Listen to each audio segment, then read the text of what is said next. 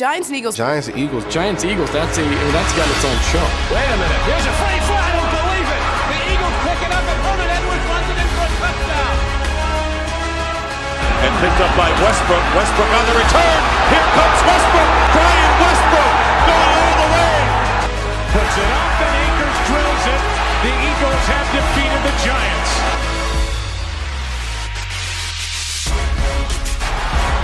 Deshaun Jackson gets a block. Are you kidding? Deshaun Jackson. It's one! And the Eagles win! The longest kick in Eagles history. The Philadelphia Eagles vs. New York Giants rivalry has been one of the best rivalries in NFL history, and it has produced some all-time great moments in its history. But since 2014, this rivalry has been a lopsided one, as the Philadelphia Eagles have owned the New York Giants, winning 13 out of their past 16 matchups. However, this rivalry has a chance to be exciting once again, with both teams contending for playoff spots. The Philadelphia Eagles are 11-1, contending to be the #1 seed in the NFC, while the New York Giants are fighting for a wild card spot, currently sitting at 7-4-1. And these two teams will meet for the first time this season in MetLife Stadium this week, week 14 of the NFL season. So let's take a closer look into this matchup. Starting with the Philadelphia Eagles, the Eagles have been one of the best teams in the NFL so far this season, with a record of 11-1, sitting at that top spot in the NFC. They've been playing so well, in fact, that this week, if they beat the New York Giants, they will officially clinch a playoff spot already in week 14 of this NFL season. And the Eagles have really been one of the most complete teams in the NFL this year as well, and this has been proven by their ability to win and dominate in different facets of the game at different times so far through the course of this NFL season. Just 2 weeks ago, they were able to get a crucial win on Sunday Night Football over the Green Bay Packers by dominating on the ground, led by Miles Sanders, who's having a great season for the Philadelphia Eagles, and Jalen Hurts, who had his best rushing performance with the Philadelphia Eagles so far. And their offensive line has the ability to dominate as well, as they're probably the best offensive line in the league. But then you fast forward to last week, where the Philadelphia Eagles were able to dismantle the Tennessee Titans in Philadelphia, where the Philadelphia Eagles were able to win that game by passing the football. They dominated through the air. Jalen Hurts had another fantastic performance, along with A.J. Brown getting revenge on his old team, and Devonta Smith also made plays in that game as well. But Devonta Smith has also been very good at other points so far this season, as have Jalen Hurts and A.J. Brown. And players like Quez Watkins have also stepped up when they are counted on as well, and he will surely have an impact moving forward for the Philadelphia Eagles this season. This is all not even mentioning Dallas Goedert, who's currently injured but will be back soon. Judging by their play so far this season, the Philadelphia Eagles offense is very versatile, as I just mentioned, with their ability to win in multiple ways. And this is all because of their leader at that quarterback position, Jalen Hurts. Jalen Hurts has really had a breakout season this year so far for the Philadelphia Eagles, proving to be that Philadelphia Eagles franchise QB moving forward. He's always been a great leader and a great runner of the football, but the question was in his passing game, and this year he took a gigantic leap in terms of passing the football. He's been top 10 in passing yards and top 10 in passing touchdowns so far this season.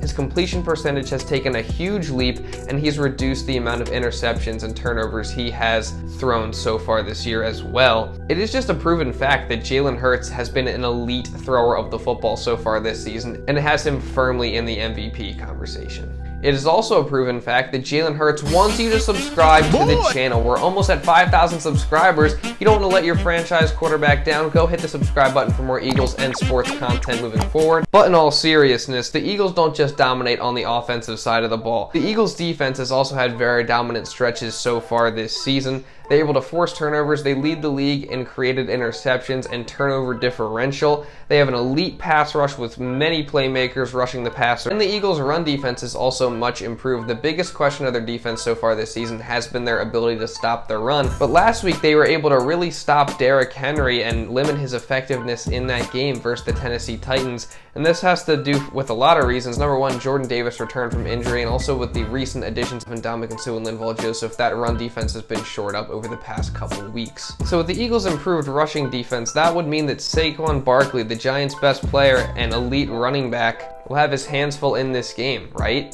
Well, that is if he even plays. Unfortunate news for the New York Giants is that Saquon Barkley, at the time I'm recording this video, is questionable with a neck injury versus the Eagles. So assuming Saquon Barkley does play, he's going to need to be a huge part of the Giants offense. He's really had a bounce back year this year after 2 injury-riddled seasons.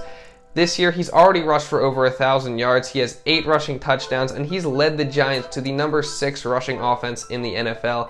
This has really just been an incredible season for Saquon Barkley, who showed so much promise in his young career but was hampered by injuries. I'm glad to see he's having another great season with the New York Giants, having a bounce back season with them. But all that being said, there's a possibility he can't go in this game. And if he can't play, where does that leave the Giants offense? Well, while Daniel Jones hasn't really lost the Giants game so far this year, he also hasn't really been spectacular either. He has been improved from years past, but he's not the kind of player that's going to go out there and make all these amazing, incredible plays and put the Giants offense on his back and lead them to the win. And in terms of receivers, the Giants are lacking in that area as well, as their best receiver this season so far has been Darius Slayton with just 566 receiving yards, and no other receiver has over 300 yards receiving this season for the Giants. And with this Eagles defense being as scary as it has been this year, it's safe to say that the Giants should have a really tough time scoring in this game, with or without Saquon Barkley. Obviously, their best shot is for Saquon Barkley to play and also have a big day.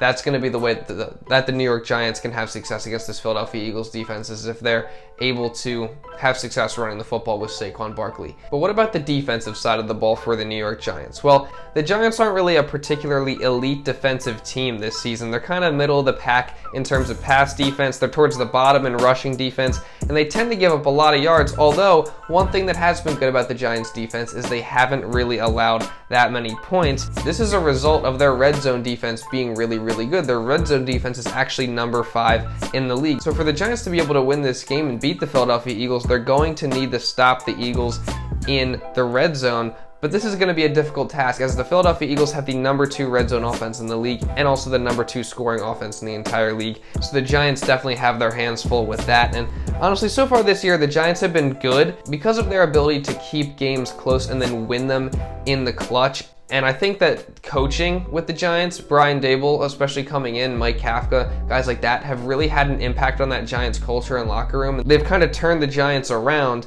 to where they're still able to win these games despite their lack of talent. So I think I need to give tremendous credit to the Giants and their coaching staff. I think they've done a great job this year. With all that being said, the Giants are currently trending down. They've been 1-3-1 in their past 5 games, and I just don't really expect them to be able to come out and beat this Philadelphia Eagles team that's getting hot right now and is also really good in just every category basically. So I really expect the Philadelphia Eagles to come out and win this game, improve to 12-1. My final score prediction will be 31-20 Philadelphia Eagles winning. I don't expect it to be a particularly close game, although I do think the Giants will keep it respectable.